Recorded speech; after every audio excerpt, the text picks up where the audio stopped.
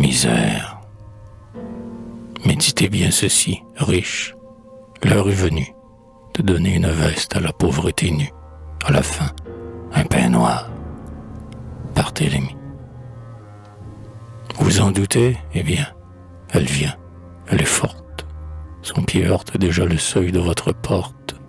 Dans tous les carrefours, elle vous tend les mains. Une meute d'enfants, de femmes au front blême, se drapant de haillons, promène ses emblèmes et porte sa hideur sur tous les grands chemins.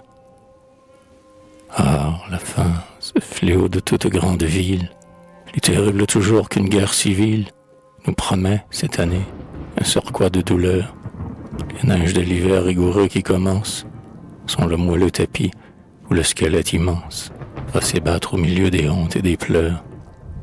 Laisserez-vous grandir ce dangereux ulcère, sans porter le remède où se tord la viscère, sans ôter son prétexte à la mendicité? La détresse du pauvre émeut le philanthrope. Utiliser son cœur, on l'a fait en Europe, le serrelage du pauvre est son droit de cité.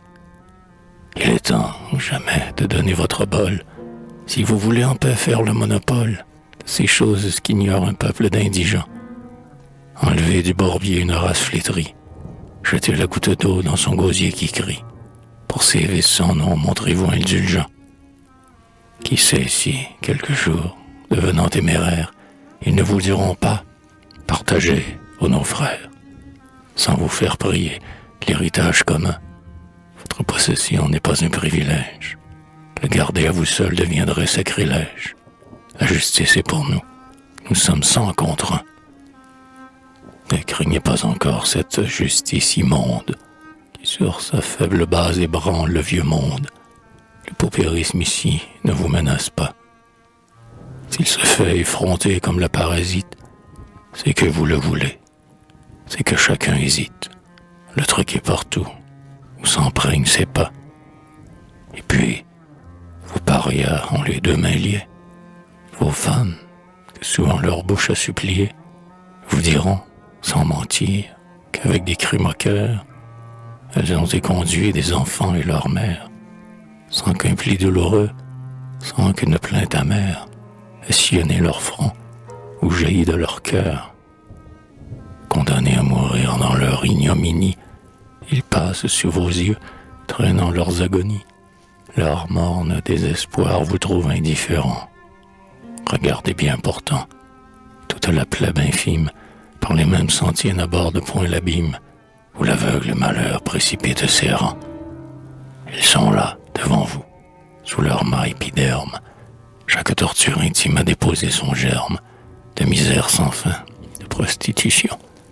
Jetez-leur un lambeau de cette légitime, qui ne serait pas plus à vous qu'à la victime, si Dieu vous obligeait à restitution.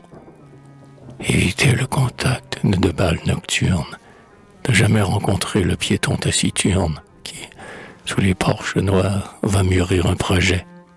N'être jamais servi par le gueux qui mendie, ne jamais voir son toit rongé par l'incendie, ajouter des louis aux louis du budget. Telle est la question. Résolvez-la, vous autres, qui du noble agio vous faites les apôtres. Elle est pleine de sang et grosse de sacs d'or. Laissez-la, s'il vous plaît, choix, sans y prendre garde. Mais, sachez-le, ce fils d'une race bâtarde, l'homme sans pain, ressemble à l'hyène qui dort. Occupez-vous aussi du sort du prolétaire, soit qu'il fasse le crime à l'ombre des mystères, soit qu'auprès de la borne il s'asseye en priant. Journaliste, frondant toute erreur, tout scandale, cette question-ci vaut bien le féodal. Elle n'intéresse plus que celle d'Orient.